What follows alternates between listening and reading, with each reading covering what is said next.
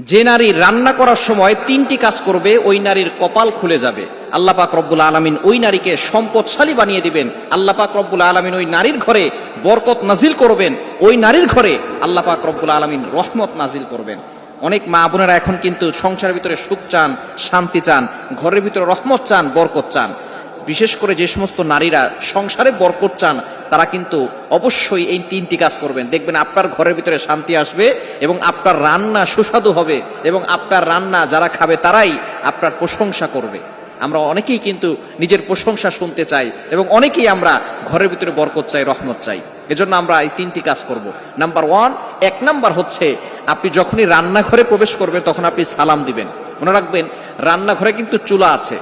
এই চুলা, গ্যাসের চুলা বলেন আর যেই চুলাই বলেন, এই চুলা থাকার কারণে যখন আপনি রাতের বেলা সেখানে থাকেন না, এখানে কিন্তু জিন জাতি থাকার সম্ভাবনা আছে।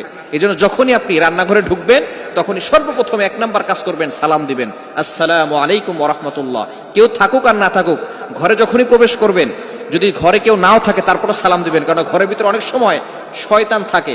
আপনার সালাম দেওয়ার কারণে সেই শয়তান সেখান থেকে বের হয়ে যাবে। শয়তান আপনার ঘরের ভিতরে আর বসবাস করতে পারবে না, সেখান থেকে শয়তান বের হয়ে যাবে।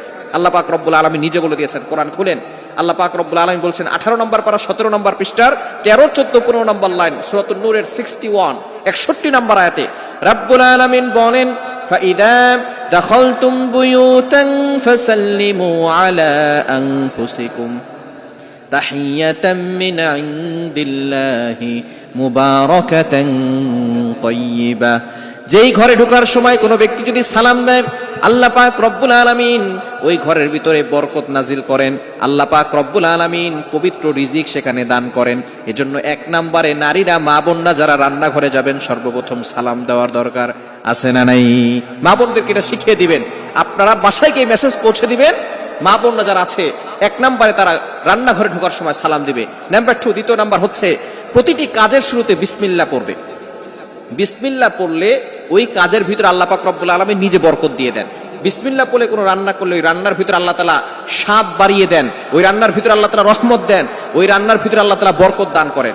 কিন্তু বর্তমান আমাদের সমাজের ম্যাক্সিমাম নারীরা রান্না করার সময় ডিজে গান শুনে, রান্না করার সময় হিন্দি গান শুনে, ইংলিশ গান শুনে, তারা ড্যান্স করে আর রান্না বান্না করে, যার কারণে ঘরের ভিতরে কোনো বরকত থাকে না। খবরদার, গান শুনবেন আর রান্না বান্না করবেন আর চিন্তা করবেন ঘরের ভিতরে বরকত নাই কেন। আপনি যদি বরকত পেতে চান, প্রত্যেকটা কাজের শুরুতে আপনি বিসমিল্লাহ পড়বেন। আপনি চাউল নিচ্ছেন, পড়েন বিসমিল্লাহির রহমানির রহিম। চাউল ধৌত করতেছেন, বলেন বিসমিল্লাহির রহমানির রহিম। মাছ কাটতেছেন, বলেন বিসমিল্লাহির রহমানির রহিম। আপনি গোশত ধৌত করতেছেন, বলেন বিসমিল্লাহির রহমানির রহিম। আপনি যেই